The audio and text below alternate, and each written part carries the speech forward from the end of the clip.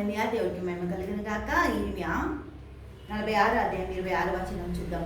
వారి ప్రాణము తీయజూచు బబులోను రాజైన నెబుకద్నెజరు చేతికి అతని సేవకుల చేతికి వారిని అప్పగించుచున్నాను. ఆ తరము అది మునుపటి వలనే నివాస స్థలమగును. ఇదే దేవునికి స్తోత్రం. హల్లెలూయా.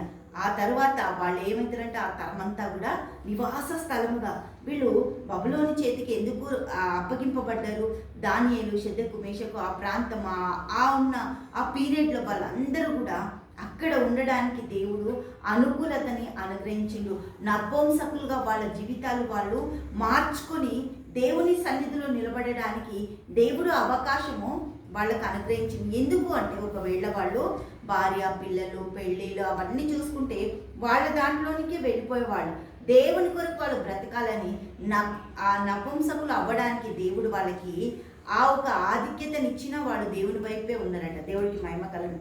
నా సేవకుడమైన యాకోబా, భయపడకము, ఇజ్రాయేలు జడియకము, దూరంలో నుండి నిన్ను రక్షించుచున్నాను. వారున్న చెరలో నుండి నీ సంతతిని రక్షించుచున్నాను. ఎవరి భయము లేకుండా యాకోబు తిరిగి వచ్చును. అతడు నిమ్మలించి నెమ్మది నొందును. యాకోబు జనము ఎవరు? దేవుడికి స్తోత్రం. అలనాడు మోసగాడైన నా జీవితంలో మోసపు క్రియలు జరిగిన ఆ మోసపు టైం అంతట్లో నుంచి కూడా దేవుడు యాకోబుని ఇజ్రాయెల్గా మార్చిండు కదా. ఆ ఒక మోసపు క్రియలు చేసిన యాకోబులో నుంచి మంచి ఇజ్రాయెల్ని తీసుకొని వచ్చి ఆశీర్వదించి నీ జీవితానికి, నా జీవితానికి నెమ్మదిని, సంతోషాన్ని, ఆనందాన్ని, అద్భుతాన్ని దేవుడు మనకు దయచేస్తుంది. దేవుడికి మహిమ కలుగును గాక. ఆయన కృప ఎంత చక్కగా మన పట్ల విస్తరింపజేస్తుంది.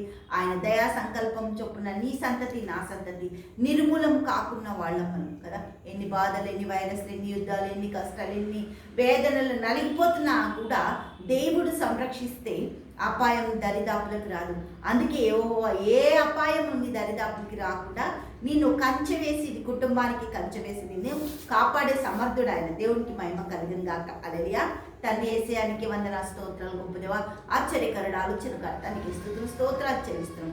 నీ బిడ్డలు ప్రభా దీవించి ఆశీర్వదించు. నీలో ఎదిగి ఫలించి రక్షణను పొంది ప్రభా నీ కోసం జీవించే సామర్థ్యత బిడ్డల కుటుంబాలకు మీరు దయచేస్తున్నందుకు వందన స్తోత్రాలు చెల్లిస్తే ప్రార్థిస్తున్నాము తండ్రి.